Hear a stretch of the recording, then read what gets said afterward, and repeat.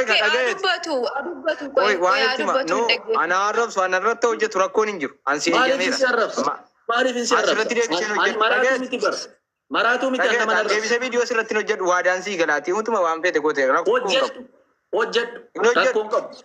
Inni hojjedhus ani garuu waan taati goote irratti hojjedhe.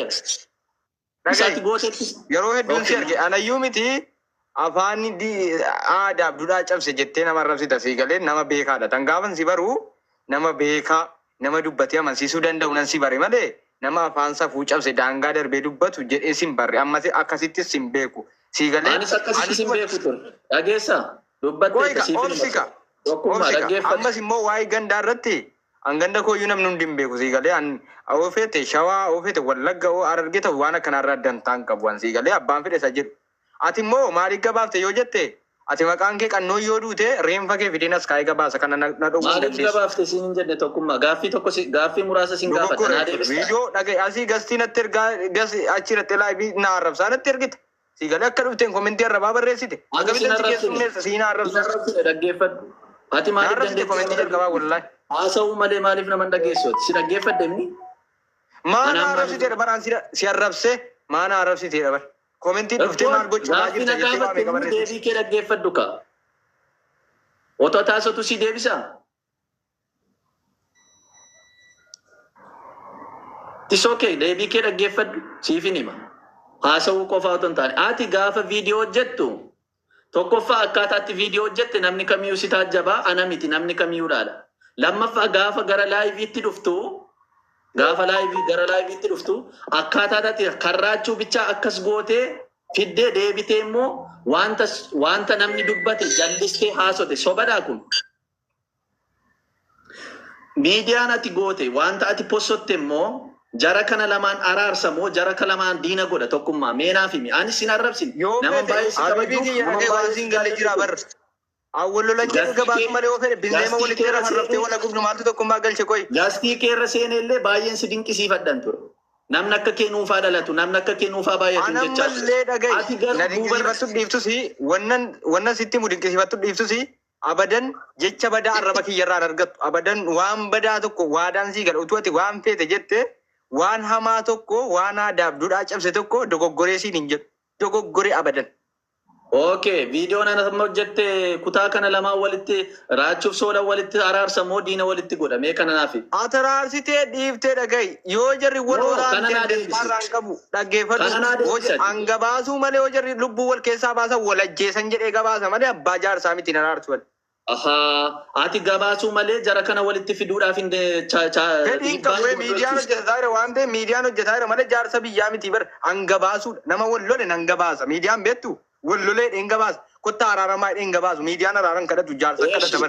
Akkaataan atitti gabaastee fakkaataan itti mana banatti haasaa turte immoo akkam ture? Kunoo akkaataa itti gabaase sin dhaggeeffachiisa kan harka jiraa'u. Mee namni dogoggora naa jedhu inni si jalaa dogoggora naa. Anis waraabeera rakkoon qabu. Narka maana na jaree raabat. Simbirtuu pirezidantii saba guddaa jaalalaaf kabaja Oromoo guutuu keessaa akka qaba jedhan obbo Raajuu Tasfaayee obbo Sooluun qabsaa sabaa jechuun yeroo hedduu kan waaman gidduutti wanti guddaan mudataa jiru maddeen gabaasaa jiru gabalammaaniin waldoota isaa fi kan deemaa jira yoo ta'u obbo Sooluun guyyaa har'aa eegalee obbo Raajuu Tasfaayee irratti waan dubbatan qabu waan isaan dubbatan dhaggeeffatu. Walitti deebina. Siddili akkaataan ati jiru guddaa akkaataa ati hiyyummaa kee himattee akkaataa ati rakkina kee keessa dabartee uummataaf ibsiteeni uummanni si jaallachuu danda'a. Isaan ruubii tokko. Obbo Sooluun kana waraabanii booda obbo Raajuu Tasfaayee jaalala uummata keessaa qaban kakaneessa karaa miidiyaa isaanii dubbatan anaaf sabni kun saba guddaadha jedhan saba jaalalaaf kabajanaaf qabu daa'imman manguddootaa fi dargaggoowwan raachuu jedhu jedhan an saba kanaa fi akka ashabooti keessaan dhabamuu jedhan sabni kun baay'ee na jaallata waa'illee naa godhaa jedhan manguddoota hayyoota ta'e gareeleen hinaaffaan guutamtan jechuun kafaallaa isaaniitti deebisan guyyaa tokkollee ta'u hanga dhibee deebisiniin deebisuu jedhan obbo Raachuun itti dabaluunis kanneen nakeekaa jirtanus ta'e na arrabsuuf fuulleffattanii itti deemaa jirtan fuulduraaf furmaanni keessan maali jedhee isiniin gaafadhuu jedhan itti adeema an jaalala uummataan qabaa jedhan daa'immanis ta'e manguddoowwan na jaallatu waan ta'eef yeroo kamuu deebii deebisuu hin danda'u jechuun kaleessa dubbatan obbiraachuun kan dubbatan Oromoon kaabaaf kibbaa kanneen bahaaf lixaa daa'imman dargaggoonni guutuun na jaallatus jedhan waa'ee jaallatamuu isaanii icciitiin isaa wallaalamullee saba Oromoo gidduutti fudhatama guddaa argatan. Obbiraachuun an jaalala uummataan qabaa jedhan gareeleen na arrabsanus na faarsanus ta'e uummatarraa jaalalaan addan hambaasan an uummata Oromoo. Oromoon hundi akka mucaasaa akka obboleessa isaatti na ilaala. Na dhaggeeffachiiste mee maal barbaade? Okay, seenaa xiinxaleetis dubbii kana namni kamiyyuu namni jala jirtan hundi keessan warri jala jirtanis xiinxala beekaa hedduutu nu bira jira. Nu ol kan yaadu sammuu onuu ol kan qabu hedduutu nu jala jira gastii kana jala jechuudha. Jalqaba irratti yeroo hojjettu tiriidentii Oromoo kan beekamu saba guddaaf jaallatamaa kan ta'e jette okay jaallatamaadha raachuun. Ofiin jedhee of waamaa akka inni jedhettan gabaase Soloniin viidiyoo guutuun sitti fida jedhe an ofiin jedhe akka inni gabaahuun beektu wasa. Koika no sirreeffama raachuun akkana ofiin jedhee of waamaa Solon akkana ofiin jedha dhaggeeffadhu sirreeffama sirreessaa deemis jedheedha. Eeshi Solan ani qabsaa uummata kanaati jedhee of waamaa. Qabsoona caalan qabsoofne sani jedhan sii fidaa jechuudha. Inni kuni jechama na jalaan qabsoofnee fi ani qabsaadha jechuun tokko. Si caala bar Oromoof si caalan bu'aa buuseen Oromoof han qabsaa'edha bar maal buusee bu'aa buusee wanta biraa si caala. Walumaa gala qoy tokkummaa viidiyoon ati hojjette kuni. Viidiyoo guutuu sii fida bar. Qoy takka viidiyoon ati hojjette kuni haa ta'u.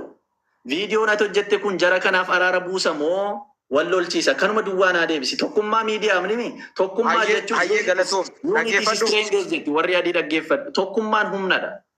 Hayyee dhaggeeffadhu sii deebisa ish waan gabaabduu ammaa sii deebisa. Ani qaama sadaffaa jaarsa biyyaa irratti hojjetaa jiru ammallee waan siin galle kana siin galle ammallee sii galee an jaarsa biyyaa dhaggeeffadhu. Tesila xiqqoo geemii walitti arganne waan ta'eef gassiisi galchuun hin danda'amu tolee tesilaa koo akka laayivii waan ta'eef. Ani jaarsa biyyaa qaama sadaffaa gidduu taa'e miti. Ijoolleen kun wal lolaniiru jedhee gabaasuudha. Amma miidiyaan Yukireeniif Raashiyaan gaafa wal lolu kottaa araaramaa dheen gabaasu. Miidiyaan hubateessa ta'e. Okay, Oromoodha ishi. BBC'n afaan Oromoo ishi adda bilisummaa Oromootii fi waraana mootummaatiin araaramaan jedhu araaramuuf jedhan wal lolaa jiru nama amma kana du'e jedhee gabaasa malee kottaa araaramaa adaraa jedheen kadhatu.